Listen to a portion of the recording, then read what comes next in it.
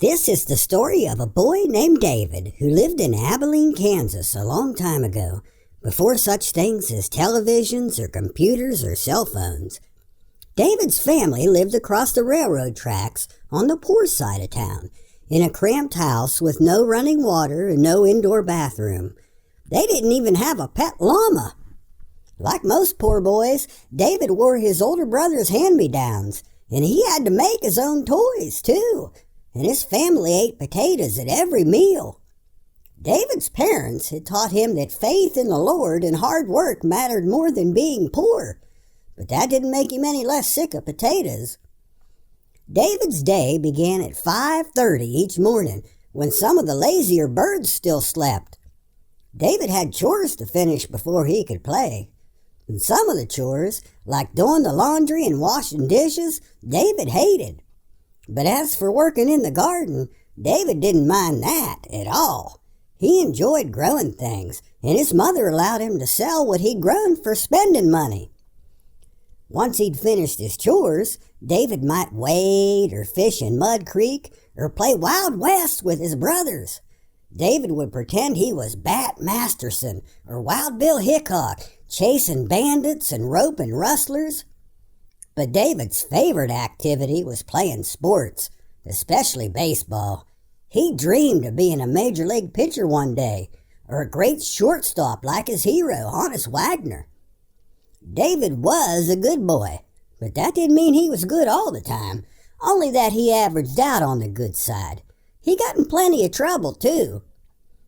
David and a brother once took a neighbor's wagon apart, then put it back together on the neighbor's roof. That's the kind of thing your parents whip you for when it happens, and then laugh about it years later. One year, David wasn't allowed to go trick-or-treating with his two older brothers because his parents thought he was too young. Did you ever get angry at your parents, so angry that you lost your temper and did something stupid, something you later regretted doing? We all have. Now I'll tell you what David did. He attacked an apple tree. Yes, sir.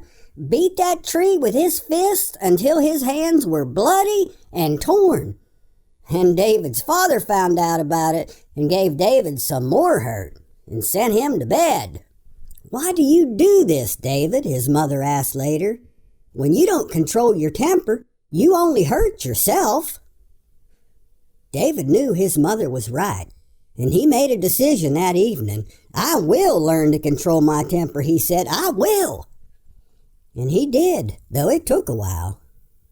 David would always remember that day, because he had learned that it's important to control your anger, even when you've a right to be angry.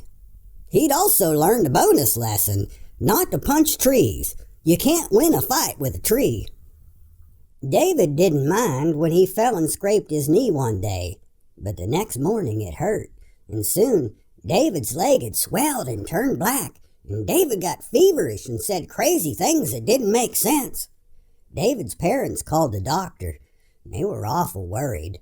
The doctor examined David, and he looked awful worried too. "I'll have to remove David's leg to save his life," he told David's parents. "No," David hollered. "If I lose my leg, how can I play sports? I'd rather die." David's parents couldn't decide what to do, so they left David in God's hands. The doctor shook his head. He believed David would die.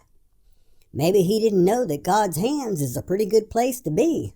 David was sick for a long time, but he didn't die, and he didn't lose his leg. One good thing about being sick so long was that it gave David plenty of time for reading. David loved to read, especially history books. Nothing thrilled him so much as learning about exciting battles and wars and brave men fighting one another. David loved reading so much that he began to neglect his chores, so his mother locked the books in a cupboard. Reading is more fun than chores, to be sure.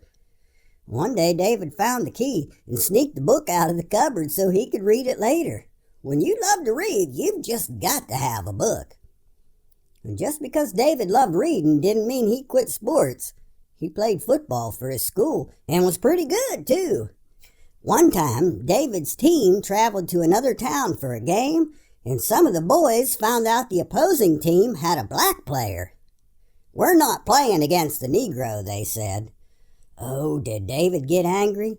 He didn't believe it was right to mistreat someone because of their skin color, but he didn't punch a tree this time. "You either play or I'll quit the team," he said. And he meant it. Because of David's leadership, everyone decided to play. And at the end of the game, David shook hands with the black player and made sure that everyone saw him do it. Perhaps you're wondering what's so important about David's story. After all, he was a pretty ordinary boy, right? Sure he was, but the lessons he learned as a boy were awful important later on. Because he never forgot punching the apple tree, David learned to control his temper. Because he had felt the injustice of not playing a game with someone just because their skin color was different, David had learned to treat everyone equally and how to lead others. Because David's parents had given him chores, David learned to do his duty. Because he'd been poor, he learned to appreciate things. And most of all, David had learned to trust in the Lord, to look to the Lord for guidance. You see, what David did as a boy turned out to be awful important, because the rest of his life was far from ordinary. Now, I have a confession. I only called him David to surprise you when you found out who he really was.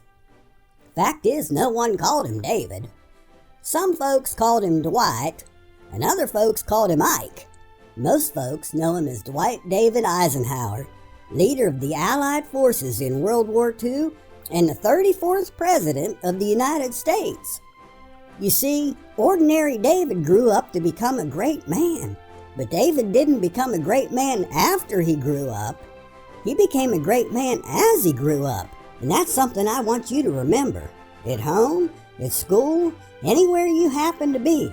Because you're not only a youngin', you're an adult in training. And if you work on it, you might end up being a great person yourself. This is Amos Hastings for American Heroes, and I thank you for your attention.